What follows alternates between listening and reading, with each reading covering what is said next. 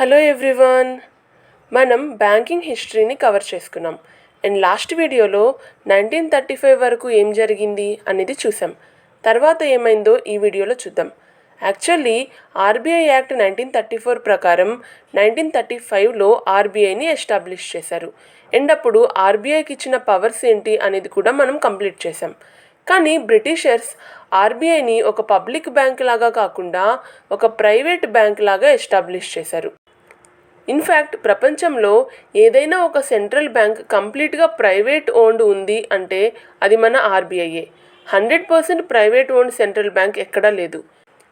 Even Britain central bank కూడా గవర్నమెంటే own చేస్తుండేది. So ఇక్కడ క్వశ్చన్ ఏంటంటే, బ్రిటిషర్స్ ప్రైవేట్ ఓన్డ్ సెంట్రల్ బ్యాంక్ని ఎందుకు ఎస్టాబ్లిష్ చేశారు? దీనికి వాళ్ళు ఇచ్చిన రీజన్స్ ఏంటో చూద్దాం. ఫస్ట్ రీజన్, బ్రిటిష్ గవర్నమెంట్ ఇండియాలో ఒక సెంట్రల్ బ్యాంక్ ఎస్టాబ్లిష్ చేసి దాని బాధ్యత తీసుకోవడానికి రెడీగా లేదు. అండ్ సెకండ్ రీజన్, అప్పుడు జనరల్ పబ్లిక్కి బ్రిటిష్ గవర్నమెంట్ పైన ట్రస్ట్ లేకపోవడం. ఒక సెంట్రల్ బ్యాంక్ సక్సీడ్ అవ్వాలి అంటే ప్రజలు దాన్ని నమ్మాలి. అందుకే ఆర్బీఐని ఒక ప్రైవేట్ బ్యాంక్ లాగా ఎస్టాబ్లిష్ చేశారు. అప్పట్లో ప్రజలు బ్రిటిష్ గవర్నమెంట్ కన్నా ప్రైవేట్ పీపుల్నే ఎక్కువగా నమ్మేవాళ్ళు. అలా అని బ్రిటిష్ గవర్నమెంట్ ఆర్బీఐని తన కంట్రోల్లో పెట్టుకోవాలనుకోలేదా అంటే కాదు. ఇన్ఫ్యాక్ట్ ఆర్బీఐ యాక్ట్ 1934 వచ్చిన కొంతకాలానికి ఆర్బీఐని ఒక పబ్లిక్ సెక్టార్ ఎంటిటీ చేయాలనుకుంటున్నాం అని చెప్పారు. బట్ పబ్లిక్ ఎంటిటీ చేసేలోపే 1947లో మన కంట్రీకి ఇండిపెండెన్స్ వచ్చింది. బ్రిటిషర్స్ ఇండియాని వదిలి వెళ్ళిపోయారు. బట్ వెళ్లే ముందు 1937లోనే బ్రిటిషర్స్ ఆర్బీఐ హెడ్ క్వార్టర్స్ని కలకత్తా నుంచి బాంబేకి షిఫ్ట్ చేశారు. 15th August 1947న మనకి ఇండిపెండెన్స్ వచ్చింది. నెక్స్ట్ ఇయర్ అంటే 1948లో పార్లమెంట్ ఒక బిల్ని పాస్ చేసింది, reserve bank of India transfer of public ownership act 1948. ఈ యాక్ట్ని బేస్ చేసుకొని 1949లో ఆర్బీఐని నేషనలైజ్ చేశారు. అంటే ఆర్బీఐలో 100% స్టేక్ని ఇండియన్ గవర్నమెంట్ అక్వైర్ చేసుకుంది. ఈ యాక్ట్ యొక్క ప్రొవిజన్స్ ప్రకారమే ఆర్బీఐ జనరల్ పబ్లిక్ నుంచి డిపాజిట్స్ తీసుకోవడం ఆపేసింది.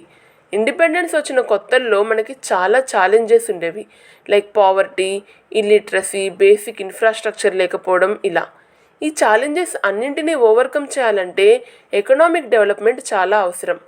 1949 ఆ టైంలో ఎకనామిక్ డెవలప్మెంట్ కోసం మనం ఇండస్ట్రియలైజేషన్ మీదే ఎక్కువ ఫోకస్ చేయడం స్టార్ట్ చేసాం. కానీ ఇండస్ట్రీస్ ఎస్టాబ్లిష్ చేయాలంటే ఎక్కువ ఫండ్స్ కావాలి. ఇంత ఫండ్స్ అంటే బ్యాంక్స్ మాత్రమే ప్రొవైడ్ చేయగలవు. బట్ ఆ టైంలో ఆర్బీఐ తప్ప మిగతా అన్ని బ్యాంక్స్ ప్రైవేట్ బ్యాంక్స్ లాగా వర్క్ చేసేవి. ఈ ప్రైవేట్ బ్యాంక్స్ ఇండియాలోని ప్రియారిటీ సెక్టార్స్కి ఫైనాన్స్ చేసేందుకు అంత ఇంట్రెస్ట్ చూపించేవి కాదు. బికాస్ ప్రియారిటీ సెక్టార్స్కి లోన్ ఇవ్వడం అంటే ఎంతో రిస్క్తో కూడుకున్న పని. ఈ బ్యాంక్స్ కేవలం రిస్క్ తక్కువగా ఉండి ప్రాఫిట్ ఎక్కువగా వచ్చే కంపెనీస్కి మాత్రమే లోన్స్ ప్రొవైడ్ చేసేవి. అప్పుడు మన దేశంలో ఉన్న పరిస్థితులకి బ్యాంక్స్ పైన ఇండియన్ గవర్నమెంట్ యొక్క కంట్రోల్ ఉండడం అనేది చాలా అవసరం. అంటే ఒక స్ట్రాంగ్ నేషనలైజర్ సిస్టమ్ అనేది కావాలి. యాక్చువల్లీ ఎప్పుడైనా గవర్నమెంట్ ప్రైవేట్ బ్యాంక్స్ యొక్క ఓనర్షిప్ని ఎక్వైర్ చేసుకుంటే ఆ ప్రాసెస్నే నేషనలైజేషన్ అని అంటారు. బ్యాంక్స్ని నేషనలైజ్ అంటే జాతీయం చేయడానికి మరో రీజన్ ఏంటంటే, ఈ private banks rural and semi urban ఏరియాస్లో ఇన్వెస్ట్ చేయడానికి రెడీగా లేరు. బికాస్ కమర్షియల్గా ఈ ఏరియాస్ అంత ప్రాఫిటబుల్గా ఉండేవి కాదు. సో గవర్నమెంట్ దేశంలో అన్ని ఏరియాస్కి బ్యాంకింగ్ సర్వీసెస్ ఎక్స్టెండ్ చేయాలి అంటే అయితే కొత్త బ్యాంక్స్నైనా ఎస్టాబ్లిష్ చేయాలి, ఆర్ ఉన్న ప్రైవేట్ బ్యాంక్స్ని జాతీయం చేసి అన్ని ఏరియాస్కి బ్యాంకింగ్ సర్వీసెస్ ప్రొవైడ్ చేసేట్లయినా చేయాలి. సెకండ్ ఆప్షన్ ఈజీ కదా. అందుకే ఇక బ్యాంక్స్ నేషనలైజేషన్కి పూనుకున్నారు. ఇంకా ఇండిపెండెన్స్ తర్వాత ప్రజలు ప్రైవేట్ బ్యాంక్స్ కంటే పబ్లిక్ బ్యాంక్స్ని ఎక్కువగా నమ్మడం స్టార్ట్ చేశారు. సో ఎక్కువ మంది ప్రజలు బ్యాంకింగ్ సర్వీసెస్ యూస్ చేసుకోవాలన్నా కూడా ఇలా జాతీయం చేయడమే మంచి మార్గం. సో బ్యాంక్స్ నేషనలైజ్ చేయాలి అని డిసైడ్ అయిపోయారు. బట్ క్వశ్చన్ ఏంటంటే, ఈ ప్రాసెస్ని ఎక్కడి నుంచి స్టార్ట్ చేయాలి?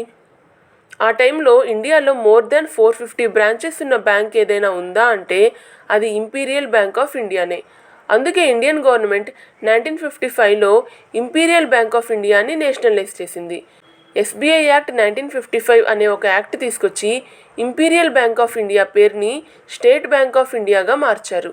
ఈ విధంగా ఇండియాలో first public sector bank start అయింది. అదే state bank of India, SBI. దీని తర్వాత 1959లో ఇంకో యాక్ట్ని పాస్ చేశారు. ఈ యాక్ట్ ద్వారా ఎస్బీఐ రీచ్ని మిగతా రీజియన్స్కి కూడా ఎక్స్టెండ్ చేయడానికి కొన్ని సబ్సిడియరీ బ్యాంక్స్ని ఎస్టాబ్లిష్ చేశారు. ఆ యాక్ట్ పేరే ఎస్బీఐ సబ్సిడియరీ బ్యాంక్స్ యాక్ట్ 1959. ఈ యాక్ట్ని ఎస్బీఐ అసోసియేట్స్ యాక్ట్ అని కూడా అంటారు.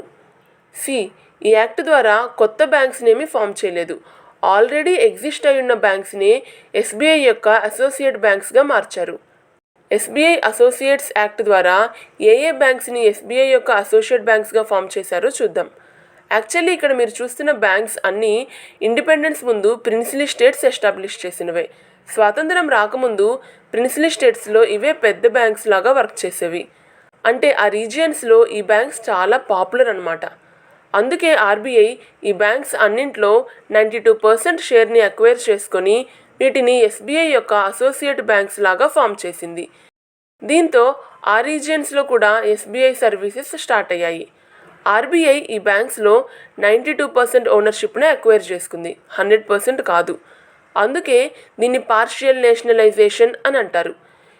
ఈ పార్షియల్ నేషనలైజేషన్ తర్వాత ఇవి ఎస్బీఐకి అసోసియేట్ బ్యాంక్స్గా వర్క్ చేస్తున్నాయి కదా, అందుకే వీటి నేమ్స్ని కూడా చేంజ్ చేశారు. State bank of Jaipur and state bank of Bikaner రెండింటిని మర్జ్ చేసి state bank of Bikaner and Jaipur అని పెట్టారు. ఇలా ఈ అసోసియేట్ బ్యాంక్స్ ద్వారా ఎస్బీఐ రీచ్ ఇంతకు ముందు కన్నా బాగా పెరిగిపోయింది. కానీ ఇండియన్ గవర్నమెంట్ ఇంతటితో ఆగలేదు.